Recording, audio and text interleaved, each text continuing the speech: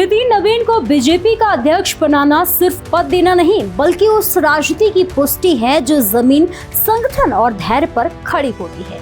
नमस्कार, मैं प्रेयसी और आप देख रहे हैं भारत एक्सप्रेस।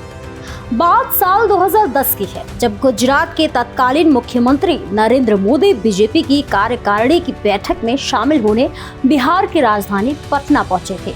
उस समय अखबारों में एक विज्ञापन छपा था। विज्ञापन में दिखाया गया था कि गुजरात के मुख्यमंत्री नरेंद्र मोदी और बिहार के मुख्यमंत्री नीतीश कुमार एक दूसरे का हाथ पकड़कर खड़े हैं।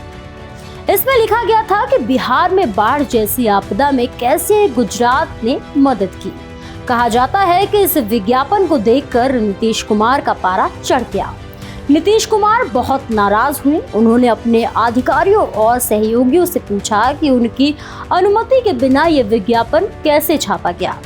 नीतीश कुमार इतने नाराज हुए कि उन्होंने खुलेआम कह दिया कि ये विज्ञापन बिना उनकी मंजूरी के छापा गया है। बताया जाता है कि नीतीश कुमार ने बीजेपी नेताओं के साथ अपने डिनर का प्रोग्राम भी रद्द कर दिया।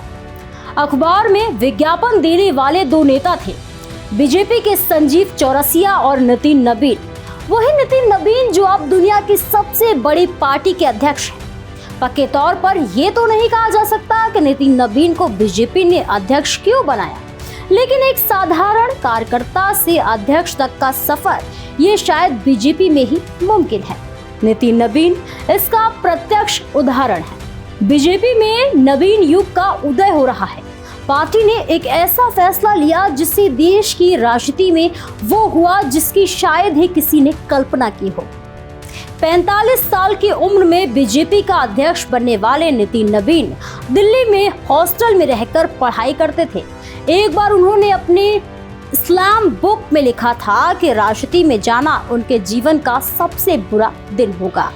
उनके पिता भी चाहते थे कि नितिन कभी राजनीति में ना आए। किस्मत ने करवट लिया।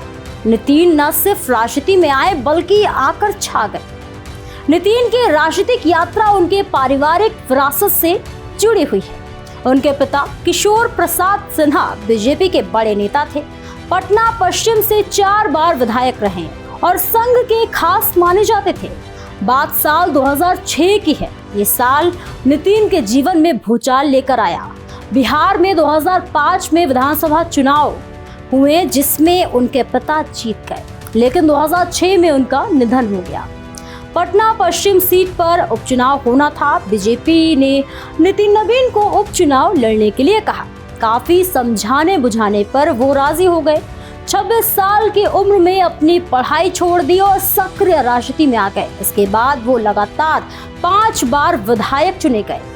बिहार सरकार में मंत्री रहे। बीजेपी का कार्यकारी अध्यक्ष चुने जाने तक वो बिहार सरकार में मंत्री थे।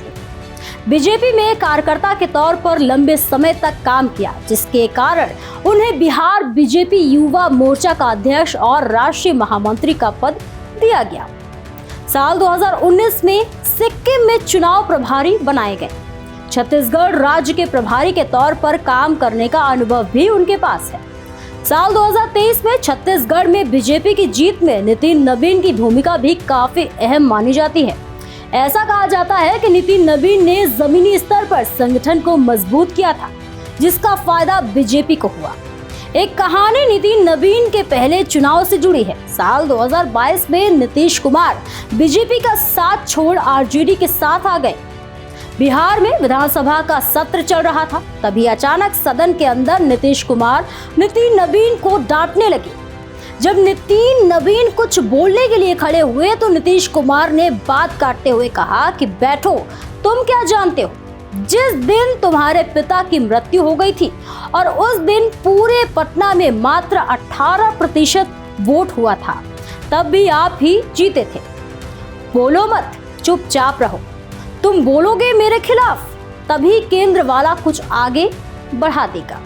दरअसल नीतीश कुमार यहां 2006 में किशोर प्रसाद सिन्हा के निधन के बाद हुए उपचुनाव का जिक्र कर रहे थे, जिसमें नितिन नवीन जीतकर पहली बार विधायक बने थे। तब शायद ही नीतीश कुमार को अनुमान हो कि जिस नितिन को वो डांट रहे हैं वही बीजेपी का अध्यक्ष बन जाएंगे। राजनीतिक परिवार से ताल्लुक रखने वाले नितिन नवीन को फिल्मों का भी शौक है। एक इंटरव्यू में उन्होंने बताया था कि माधुरी दीक्षित के वो जबरा फैन हैं। बात साल 2007 की है। तब नितिन नवीन 27 साल के थे और नए नवेले विधायक बने थे।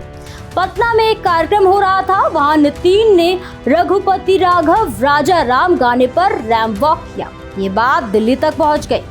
खूब विवाद हुआ। तब उन्हें वरिष्ठ बीजेपी नेताओं की फटकार भी झेलनी पड़ी थी। जमीनी स्तर पर गहरी पकड़, अनुशासन, पार्टी में चुपचाप लेकिन दृढ़ता से आगे बढ़ने का संकल्प नितिन नवीन की ये सबसे बड़ी ताकत है। बीजेपी कार्यकारी अध्यक्ष के लिए नितिन नवीन के नाम की जब घोषणा की गई तब लोगों ने खोजना शुरू किया कि वो कौन है।